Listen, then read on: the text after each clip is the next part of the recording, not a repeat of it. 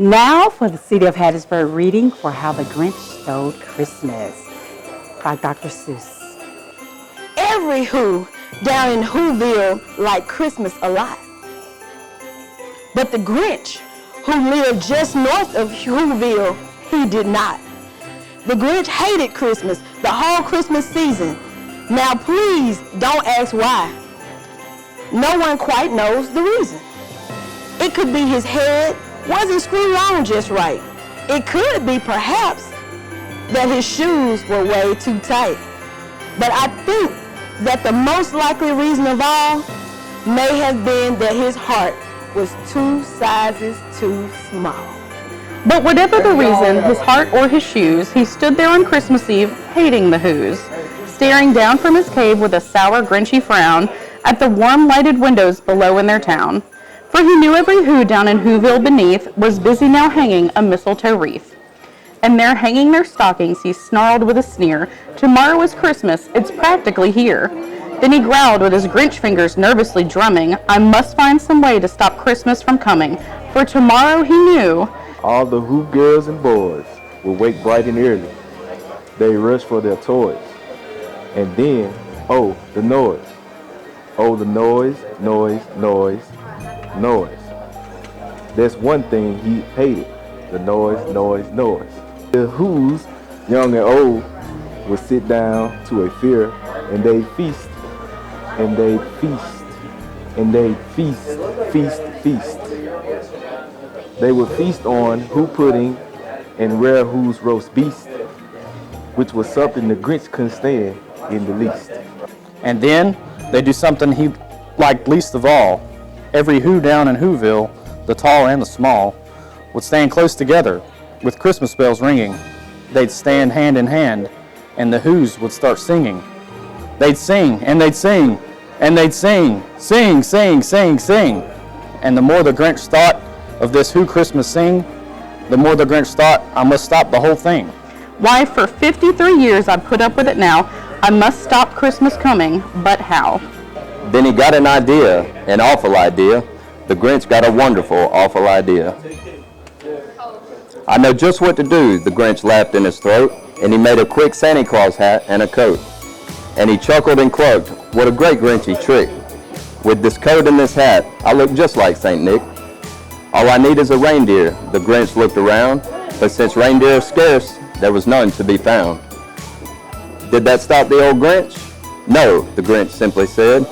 "If I can't find a reindeer, I'll make one instead." So he called his dog Max, then he took some red thread, and he tied a big horn on the top of his head. Then he loaded some bags and some old empty sacks on a ramshackle sleigh, and he hitched up old Max. All the windows were dark. Quiet snow filled the air. All the Whos were all dreaming sweet dreams without care. When he came to the first little house on the square, this is stop number 1. The old Grinchy Claus hissed, and he climbed to the roof, empty bags in his fist.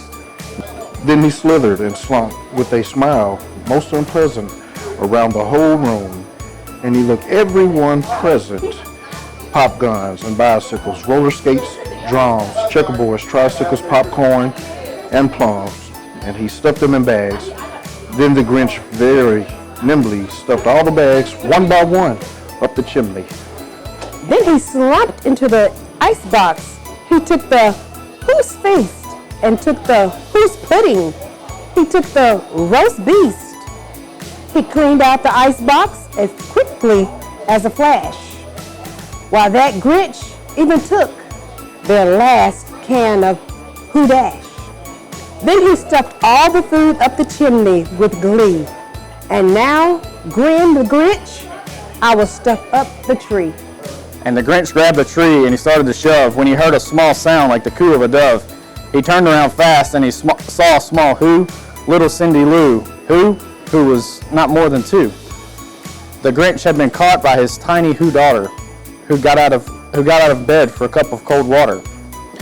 She stared at the Grinch and said, "Santa Claus, why? Why are you taking our Christmas tree? Why?" But you know the old Grinch was so smart and so slick, he thought up a lie. And he thought up a quick Why, my sweet little tot, the fake Santa Claus lied. There's light on this tree that won't light one side. So I'm taking it home to my workshop, my dear. I'll fix it up, then I'll bring it back here. Then the last thing he took was the log for their fire. Then he went up the chimney himself, the old liar. On their walls he left nothing but hooks and some wire. And the one speck of food that he left in the house was a crumb that was even too small for a mouse. Then he did the same thing to the other Who's houses, leaving crumbs much too small for the other Who mouses. It was 1/4 dawn, and all the Who's still abed, all the Who's still a snooze, when he packed up his sled.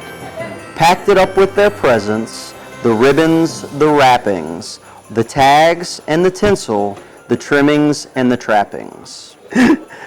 3,000 feet up the side of Mount Crumpet, he rode with his load to the tip-top to dump it. Poot-poot to the Who's, he was grinishly humming. They're finding out now that no Christmas is coming.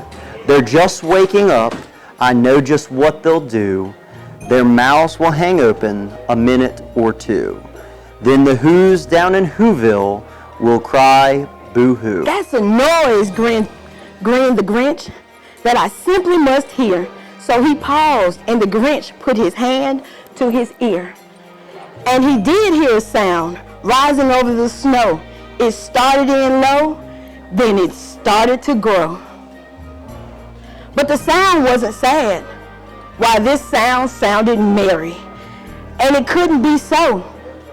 But it was very merry, very. He stared down at Whoville. The Grinch popped his eyes. Then he shook. What he saw was a shocking surprise.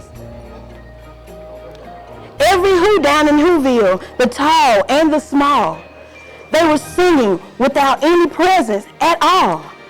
He hadn't stopped Christmas from coming. It came. Somehow or other, it came just the same.